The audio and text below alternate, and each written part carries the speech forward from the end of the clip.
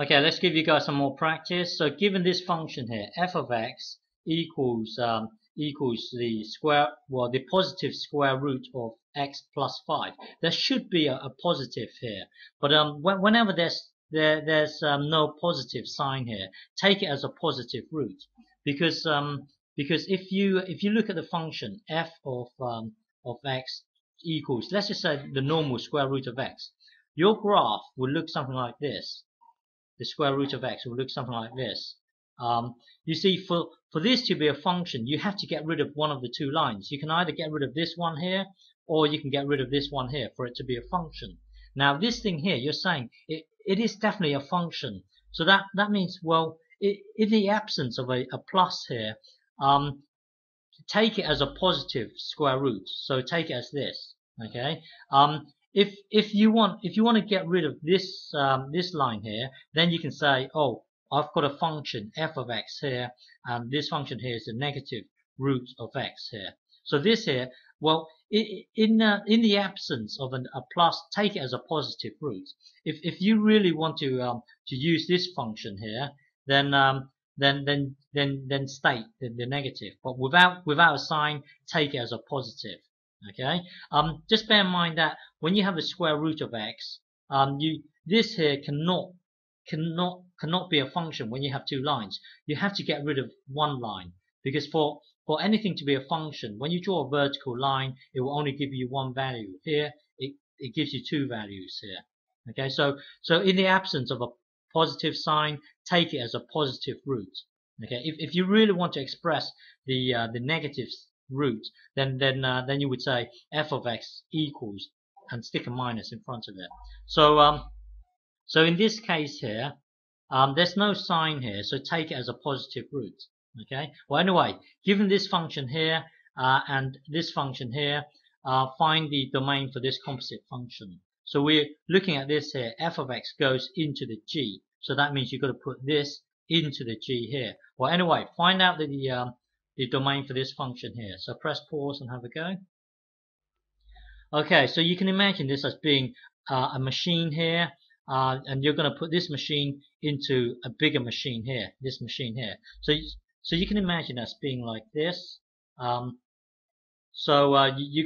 You've got to find out values where you can put it into this machine where it will work for the inner machine, and it will also work for the outer machine. So the inner machine here being x plus root x plus 5, the outer one you're going to square it. So you finding the domain for this composite function is you finding what you can put into this machine here, where the inner machine will not break down and the outer machine will not break down. If it breaks down, if the inner machine breaks down, then you can say the whole machine breaks down. If the outer machine breaks down, then you can also say the whole machine breaks down. My point is that when is it that this thing here breaks down? Well, this thing here breaks down when this bubble here is a negative. Okay, so because you try finding out the square root of negative 4. So you got to, if you guess negative 2, if you guess negative 2 and times a negative 2, it will give you a positive 4. It won't give you a negative 4. My point is that this thing here breaks down when this bubble here is less than 0. Well, if this thing here breaks down when it's less than 0, then you can write it as this: x plus 5 has to be greater or equal to x. Has to be greater or equal to 0. Okay. Now here you just minus 5 from both sides, so this would be this. So looking at this here, x has to be greater or equal to minus 5. So the domain for this function here is really this. Hang on. 0, 1, 2, 3, 4, 5, 6, let's say. Negative 1, negative 2, 3, negative 4, negative 5, negative 6, and so on. The domain for this function here would be 1, 2, 3, 4, 5. This here is negative 5. The domain for this function here is anything on the real number line where where it has to be, well, it can include the 5. It can be anything above -5. So the domain for this thing here, anything on this side here, the machine will break down. So if you look at this here, if you put a, let's say if you put a -6 into this machine here, it will break down. Because it will boil down to you finding out well, if you put -6 into here, it would be -6 plus 5, that would be -1. What's the square root of -1? At this stage, we don't know. It would just break down. Okay, so hang on. So let me just clean this up.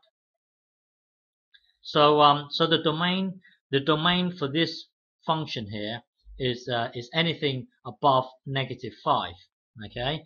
Now we've got to put this into this thing here.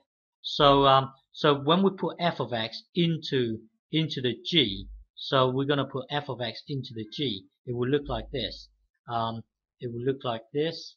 So we've got x squared here. That's x squared here, and we've got to put this into the x here. So it will look like this: square root of x plus 5. Okay. So now just tidy this up. So this will become x plus 5. So this function here becomes this, nice and neat.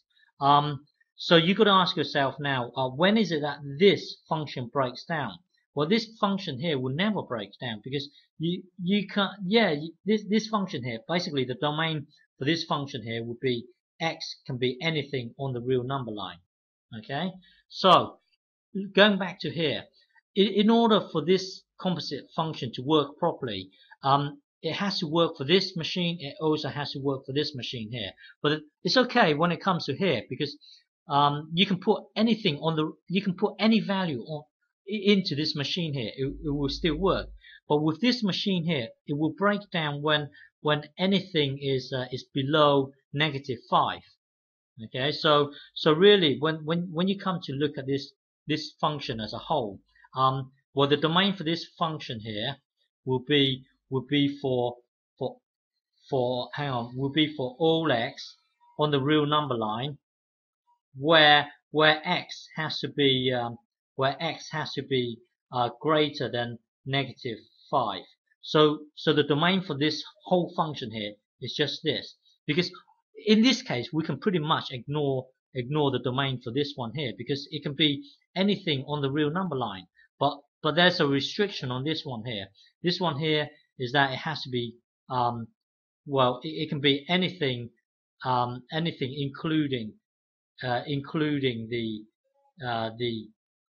including that means it has to be x can be yeah, so including, so it has to be well, it has to be, yeah, x is greater or equal to -5. Sorry, I should put this equal in here as well. So yeah, so when if you look at the second machine here, it can be anything on that line here, but the top one, it has to be greater. So you're looking at it's similar, like you're looking at the intersection of the two domains, if you like. It has to satisfy both this machine and this machine here. So you are looking at, if you like, the intersection of the two domains. So this will be this. Okay.